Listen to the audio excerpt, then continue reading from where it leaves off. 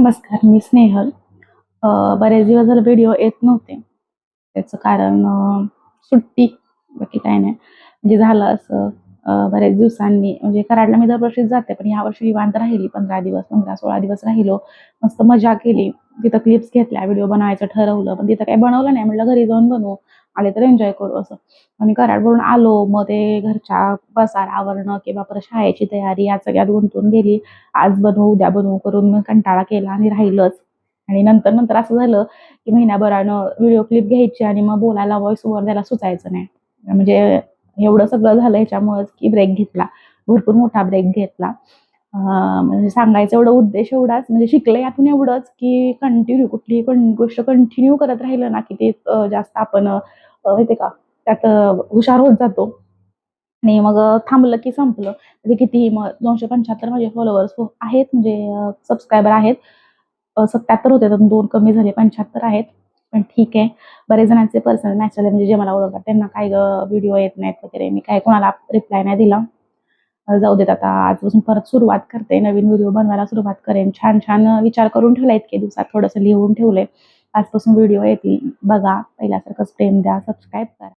चला तर मग सुरुवात करूया. तर आज मी एक छोटीशी रेसिपी दाखवते. अळणी रस्सा, आणि म्हणजे चिकन सूप पण म्हणू शकतो. चिकन सूप पण म्हणू शकता. त्यासाठी मी पहिला सगळ्या चिकनला हळद मीठ लावून ठेवलेलं. धुवून स्वच्छ हळद मीठ लावून ठेवलं. नंतर त्यातलं कडक कडक पीस, म्हणजे हड्डीवाले पीस बाजूला काढले रस्सा बनवण्यासाठी. आणि मऊ पीस जे तक्षू खाते त्याच्या परतायला, म्हणजे फ्राय करायला, सुक्क करायला. त्यासाठी फक्त मी एक कांदा घेतला, थोडं खोबरं, थोडं लसूण आणि अद्रकचा एक तुकडा आणि कोथिंबीर, बस एवढंच वाटण करायचं. वाटण करेपर्यंत हे पोरगं आलं मध्ये मध्ये मध्ये करायला. जा. सक्षू जरा बाहेर गेलेली, त्याला घ्यायला कोण नव्हतं. मग हे अशीच कसरत सुरू असते. आणि जिथं तो येईल तो मध्ये मध्ये करत, तिथं गॅस बंद करायचा आणि बाजूला राहायचं, काम सोडायचं आणि त्याला घेऊन बसायचं. तर एक छोटासा कांदा कापला, तो मग अशी घेतलेला कांदा एक वाटणात टाकला, एक कापला. त्याच्यावर चिकन मस्त परतून घेतलं. चिकन छान परतलं की थोडंसं झाकण ठेवून वाफवलं. आणि वाफवल्यानंतर त्यात थोडं वाटण जे केलेलं, लसूण, अद्रक, कांदा आणि खोबऱ्याचं, कोथिंबीरचं, ते 1 चमचा वाटण टाकलं. परत झाकून ठेवलं आणि नंतर परतलं. एक वाफ काढायची, म्हणजे तो मसाला चांगला शिजला पाहिजे. शिजला की त्याच्यावर परत झाकण ठेवायचं आणि पाणी ओतून द्यायचं. म्हणजे ते त्याला वर टाकलेल्या पाण्यामुळं खालच्या चिकनला कसं पाणी सुटतं, आणि त्या पाण्यात म्हणजे चिकनला जे पाणी सुटतं त्यातच मध्ये मेन चव असते. मला इथं 2 वाटी रस्सा, 3 वाटी रस्सा करायचा होता. त्यासाठी मी 2 ग्लास पाणी असं गरम करून त्यात ओतलं.